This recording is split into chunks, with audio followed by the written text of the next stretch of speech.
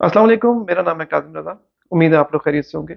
और आज की वीडियो बहुत इम्पोर्टेंट हो सकती है और हर उस पर्सन के लिए जो बैरियर टाउन में किसी ना किसी पॉइंट पर अभी इंटरेस्टेड है, आने वाले वक्त में इंटरेस्टेड होंगे या पहले किसी वक्त के अंदर बाइंग सेलिंग करते रहे।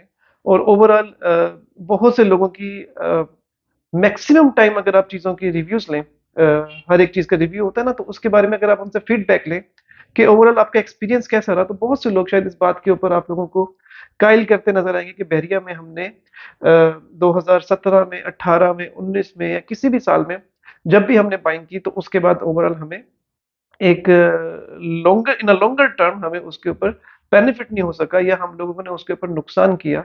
और वो नुकसान मुख्तलिफ कैलकुलेशंस के हिसाब से समझाते हैं। जैसे हमारे ओवरसीज पाकिस्तानीज हैं, वो डॉलर की कन्वर्जन के ऊपर अपने दुख सुनाते हैं, अपनी उस कैफियत को सुनाते हैं, जो कि ज़ाहिर बात है उनके लिए तकलीफ दे है। या ओवरऑल अगर यहाँ पे पाकिस्तान में कोई चीज़ परचेज करता है, तो वो different multiple kind of businesses के साथ इसकी कैलकुलेशन करते हैं। परचेज करने के बाद, परचेज करने से पहले नहीं, परचेज करने से पहले सब डिफरेंट उनको स्टोरी नजर आ रही होती है। परचेज करने के बाद जब दूसरे बिजनेसेस के साथ चीजों को कैलकुलेट कर रहे होते हैं, तो वो कहते हैं कि नहीं, हमें यहाँ पे नुकसान हुआ है या यहाँ पे कम प्रॉफिट हुआ है। तो इस चीज के ऊपर मैं समझता हूँ हमें रोशनी डालने की बड़ी सख्त जरूरत है। और उसकी सबसे बड़ी वजह ये कि ताकि थोड़ी सी चीजों की आपको अंडरस्टैंडिंग हो सके कि जिस कॉन्सेप्ट के ऊपर बाकी रियल एस्टेट चल रही होती है, जिस कॉन्सेप्ट के ऊपर ओवरऑल बाकी बिजनेसेस चल रहे होते हैं, प्लॉट्स के लेने के, देने के, बाइंग के, सेलिंग के, तो यहाँ पे थोड़ा सा कॉन्सेप्ट उससे थोड़ा सा मुख्तलिफ है। और शायद अगर अब मैं इसको इस तरह से कहूँ कि काफी हद तक मुख्तलिफ है, तो वो बात गलत नहीं होगी। अच्छा, उसकी सबसे बड़ी वजह क्या है? देखें, मेन सुपर हाईवे से जब बैरियर टाउन का मेन गेट आपको दिखता है वाइट कलर का, जो कि एक बड़ा जबरदस्त एग्रेसिव किस्म का इंप्रेशन दे रहा होता है, और वो बहुत ही जबरदस्त किस्म का लोगों को मोटिवेशन, या उनको कहते हैं कि चीजों को में कायल करने के लिए, उनको कन्विंस करने के लिए होता है कि यार एक बहुत जबरदस्त चीज बनी है। फिर उसके बाद अंदर एंटर होते साथ ही राइट और लेफ्ट के ऊपर एक बिल्कुल मल्टी स्टोरेज बिल्डिंग, जो कि बिल्कुल दुबई स्टैंडर्ड की बनी हुई है और एक बहुत जबरदस्त किस्म की वाइब्स देती हैं। किसी भी सूरत में जो हमारे पाकिस्तान से बाहर से वीडियोस देख रहे हैं, वो ये नहीं कह सकते कि ये हम पाकिस्तान में ही हैं। उनको यही लगता है कि हम किसी यूरोपियन कंट्रीज में, या फिर हम दुबई वाली साइड पे कहीं पे फिर रहे हैं। बिल्कुल ऐसी ही फीलिंग आती है। लेकिन इन सब के पीछे एक बहुत बड़ी हकीकत है। और वो हकीकत जो है, मैंने, क्योंकि हम लोग अक्सर सुन रहे होते हैं, लोगों की कन्वर्सेशंस को भी, लोगों की डीलिंग को भी देख रहे होते हैं, खुद भी लोगों से डील कर रहे होते हैं, तो नॉर्मली उस कॉन्सेप्ट को कभी भी कोई अपने बायर को, अपने इन्वेस्टर को, या अपने साथ एसोसिएट उन लोगों को नहीं समझाता कि किस कॉन्सेप्ट के ऊपर बैरियर टाउन कराची के ऊपर अपने आप लोगों ने काम करना है। सबसे पहला कॉन्सेप्ट तो ये है कि देखिए, जब आप मेन गेट से एंटर होते हैं, तो मेन गेट से एंटर होने के बाद आप लोगों को ये बात पता होनी चाहिए कि इस पूरे बैरियर के अंदर कितने ब्लॉक्स हैं, कितने प्रिजन्स हैं, और इसका इसका साइज कितना है, इसका रकबा कितना है, और किस किस हद तक डेवलपमेंट हो चुकी हुई है, किस किस हद तक डेवलपमेंट नहीं हो चुकी हुई, ये, और कहाँ पे बाइंग सेलिंग ज्यादा होती है, कहाँ पे नहीं होती। ये चंद एक ऐसे क्वेश्चंस हैं जो कि आपने ही इंक्वायर करने हैं अपने उस कंसल्टेंट से, अपने उस रियल एस्टेट एजेंट से, जो कि आपको इस पूरे फिनोमिना के ऊपर गाइडलाइन देगा, अगर उसकी उसको इन सारी सब चीजों की अंडरस्टैंडिंग है। सबसे पहला कॉन्सेप्ट तो ये कि इसके अंदर पेशेंट्स कितने हैं। इसके अंदर टोटल एक बिल्कुल हैरान कुन सूरत हाल है। शायद जिनको नहीं पता वो इसके ऊपर बिल्कुल एक सरप्राइज होंगे। इसके अंदर टोटल अराउंड 51 पेशेंट्स हैं। 51, 51। तो और इन सिर्फ 51 की फिगर नहीं है, इसके साथ साथ कैलकुलेशन की अगर मैं आप लोगों को अंदाजा दूं, फिर मैं इसको कंपैरिजन में लेके जाऊंगा। कैलकुलेशन के अगर मैं आप लोगों को इसका अंदाजा दूं, तो कैलकुलेशन के अंदर ये तकरीबन मेन गेट से एंटर होने के बाद आप जब अंदर दाखिल होते हैं, आखिरी प्रेसिडेंट्स में जाने के लिए, सिर्फ मैं मेन एवेन्यू की बात करूं, उसके अलावा बात नहीं कर रहा, तो जब आप अंदर दाखिल होते हैं, तो वो तकरीबन आप अराउंड 22 से 27 किलोमीटर की ट्रेवलिंग आराम से कर सकते हैं, जो आपकी गाड़ी अंदर एंटर होती है।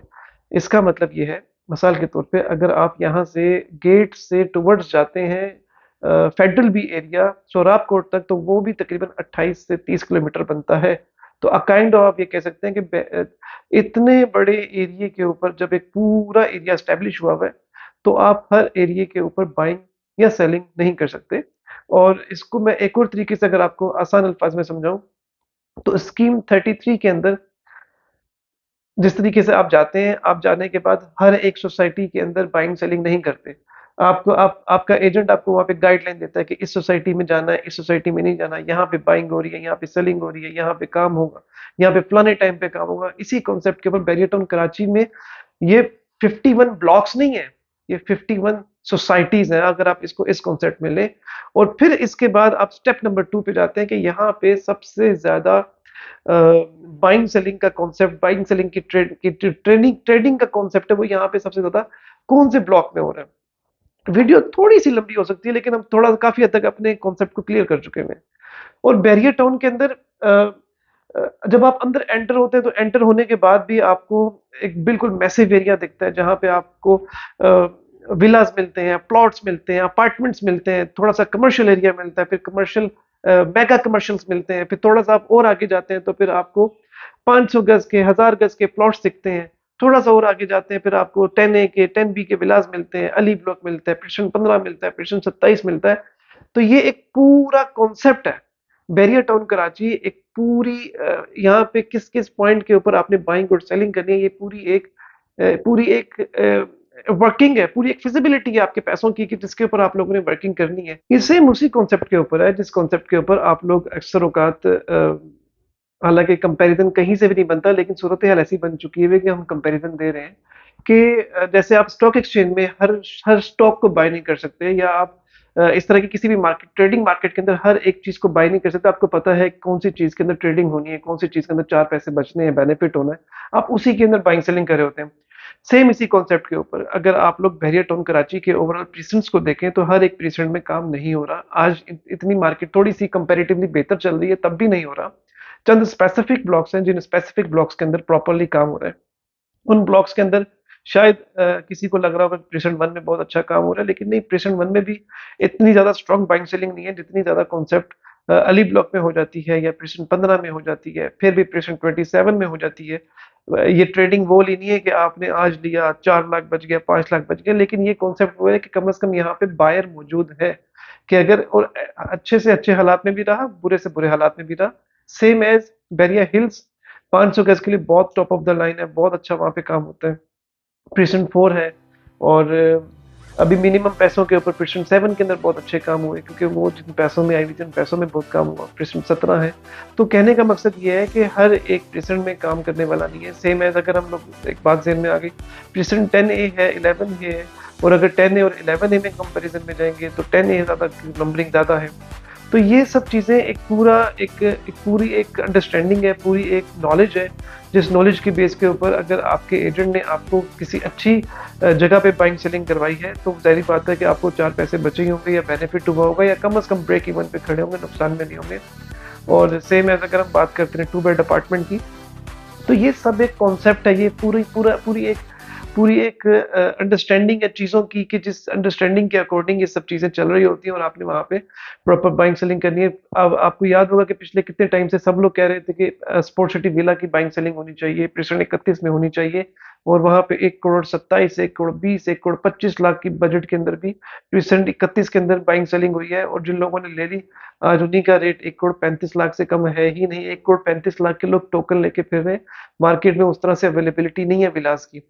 स्पोर्ट सिटी विलास के अंदर देख लें, जो हमें विलास 1 करोड़ 75, 175 लाख, 178 लाख में मिलते थे, वो 190, 185 की ब्रैकेट में आके स्टैंड हो चुके हैं। तो चीजें क्या है कि वक्त के साथ साथ चीजों की आप लोग अंडरस्टैंडिंग ले रहे होते हैं, उस कॉन्सेप्ट के अंदर रहते हुए आप लोग अपनी बाइंग सेलिंग को देख रहे होते हैं। इन डिटेल इसको हम बहुत लंबे से भी डिस्कस कर सकते हैं और बहुत डिटेल में भी डिस्कस कर सकते हैं, लेकिन जाहिर बात है वीडियो में हमारे पास कुछ लिमिटेशंस होती हैं वक्त की, और उसके हिसाब से हम चीज़ों को डिफाइन करना होता है। फर्दर इंशाल्लाह वीडियोस को थ्रू मैं आप लोगों को इसकी अपडेट देता रहूंगा। चैनल को सब्सक्राइब कर लें और बेल के बटन दबा लें ताकि नोटिफिकेशन आता रहे। Thank you very much. Allah Hafiz.